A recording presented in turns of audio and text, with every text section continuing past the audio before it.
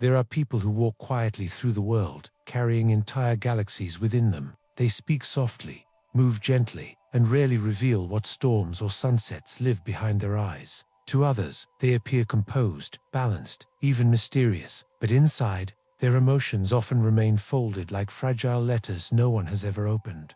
This untouched inner world can feel like safety, a private sanctuary where nothing is judged and nothing is exposed. Yet over time, the silence becomes heavy, the distance grows wide, and the loneliness, though hidden, begins to follow them like a soft shadow. This is the story of those who keep their inner landscapes untouched, the quiet burden, the silent ache, and the longing they rarely admit, even to themselves. Chapter 1 *. There are people who learn early in life that silence is easier than explanation. They discover that emotions, once shared, can be misunderstood, dismissed, or taken too lightly, so they begin to hold things inside, not out of secrecy, but out of a quiet, instinctive protection. In their presence, nothing seems turbulent. They become the grounding ones, the steady ones, the people who appear to need very little from others. When sadness arrives, they tuck it gently into the corners of their mind. When joy rises, they soften it so it doesn't draw unnecessary attention. They live carefully, thoughtfully, and often alone. No one sees the heaviness of the unspoken, the exhaustion of carrying too much in a small, quiet body. They walk through life at the edge of things, close enough to feel warmth, but far enough to ensure no one steps inside the internal rooms they themselves rarely enter. To the outside world, they seem peaceful, but inside, there is a quiet ache, a sense of living behind glass. They watch friendships deepen for others. They watch people lean on one another, break open, rebuild, and grow. And though they long for that closeness, something inside them whispers that it is safer not to be known. This is where the loneliness begins, not as a sudden event, but as a slow drifting, a subtle dimming of emotional connection. They convince themselves it is fine, that solitude is their nature, that independence is protection, not a symptom. But occasionally, in late hours, or in unexpected moments, they feel the weight of everything they never said, and for a brief, fleeting second, they wonder what it would feel like to let someone truly see them. Then, almost automatically, they close the door again. Chapter 2 The untouched inner world often traces back to childhood. It begins quietly, long before the person recognizes the pattern forming. Some grew up around people who listened with their ears but not with their hearts. Caregivers who heard words but missed the meaning behind them. The child would speak, and the adult would respond with correction, advice, or impatience instead of presence. Others were surrounded by chaos. In those homes, emotions felt like luxuries. There was no space to express pain when everyone else was trying to survive their own. So the child learned to shrink their emotional footprint, to become self-sufficient, to never ask for too much. Some experienced ridicule, every tear questioned, every fear minimized, every feeling treated as an inconvenience. Over time, the child understood that vulnerability came with consequences, so they built invisible walls long before they knew what the word boundary meant. And some were praised for being strong.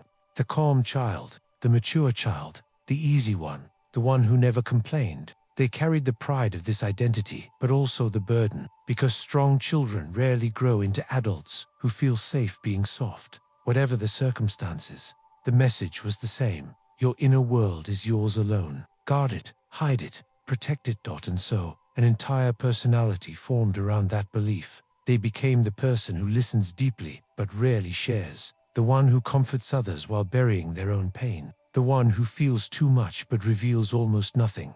Their origins are often invisible to them, but the pattern, once planted, grows quietly through the years, not out of intentional avoidance, but out of instinct, a conditioned way of surviving that eventually becomes a way of living.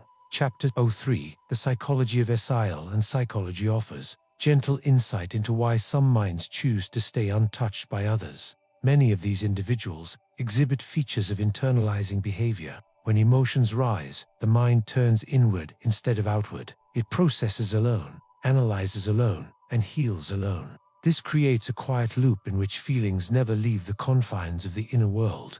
Attachment theory helps explain it.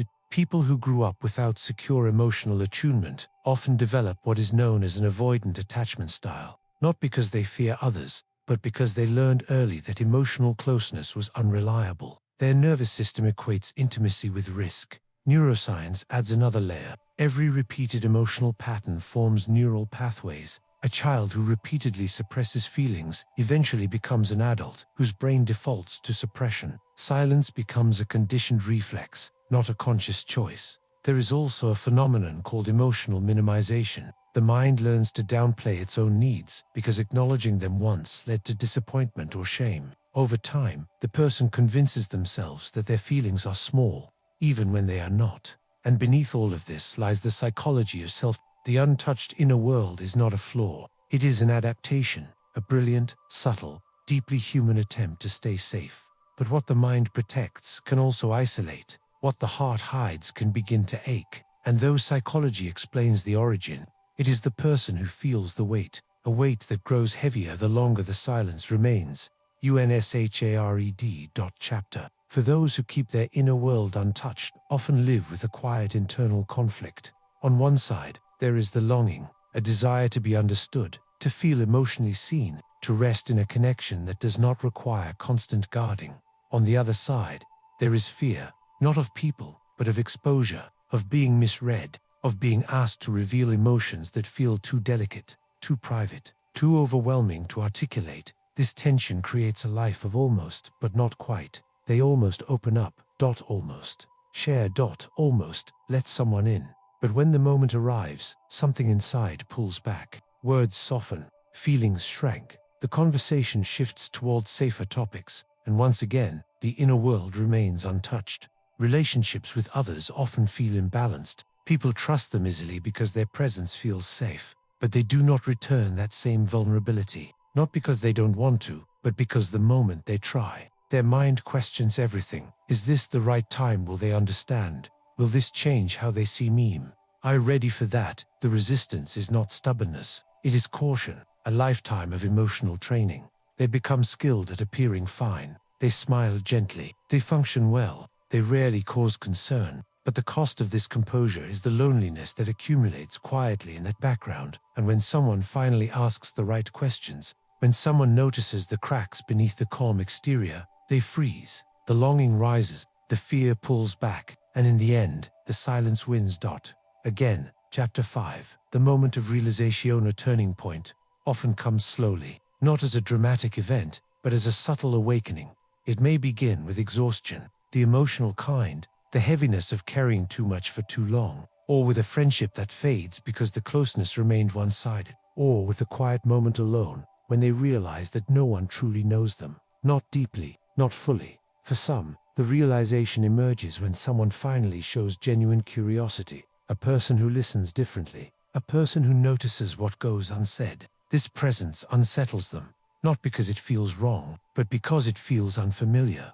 And in that unfamiliarity, something shifts. They begin to understand that their inner world was never meant to stay untouched, that the walls they built to survive have become walls that confine. That silence is safe, but it is also suffocating. For the first time, they see their loneliness not as a personality trait, but as a result of self-protection carried too far. This recognition does not immediately open the door, but it creates a crack, a small one, a thin sliver of possibility. They begin to wonder what it would feel like to allow someone to witness them, to share a thought without filtering it, to express a feeling without shrinking it. And in these quiet moments, the turning point begins, not with grand declarations, but with the simple truth. The untouched inner world is not a sanctuary anymore. It is a cage that longs to open. Chapter 6. Healing for these individuals is gentle, slow, and deeply personal. It begins with small steps, not the sharing of big secrets, but the acknowledgement of small truths. They start by naming their emotions